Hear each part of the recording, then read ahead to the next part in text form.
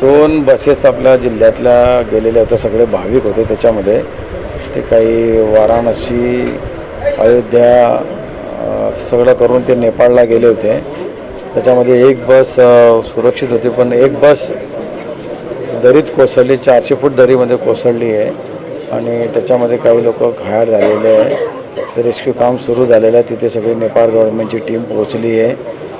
सगळ्या सूचना इथून आदरणीय रक्षाताई, आदरणीय गिरीश भाऊ यांनी दिलेल्या आहे. दोघांशीही बोलणं झालेलं आहे, कलेक्टर साहेबांनाही सांगितलेलं आहे आणि तिथे त्यांची नेपाळ गव्हर्नमेंटची टीम जाऊन त्यांनी मदत कार्य सुरू केलेलं आहे. आता जी लेटेस्ट जी माहिती आली त्याच्यापैकी 32 जणं ताब्यात आलेले आहेत.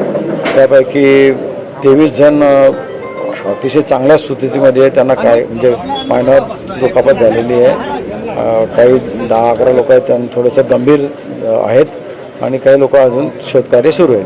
बहुतांशी जळगाव जिल्ह्यातील येते, पण त्यातले भुसावळ तालुक्यातले जास्त लोक आहेत. वरणगाव, तळवेल, पिंपळगाव अशा भागातली सगळी लोक आहेत. काही गाडेगावमधली आहे आणि काही इतर ठिकाणची आहे, पण बहुतांशी जास्त भुसावळ तालुक्यातले लोक आहेत. माझा प्रत्यक्ष नाही झाला, परंतु आदरणीय रक्षाताई, गिरीश भाऊ यांच्या थ्रू, गव्हर्नमेंट थ्रू त्यांच्याशी संपर्क झालेला आहे.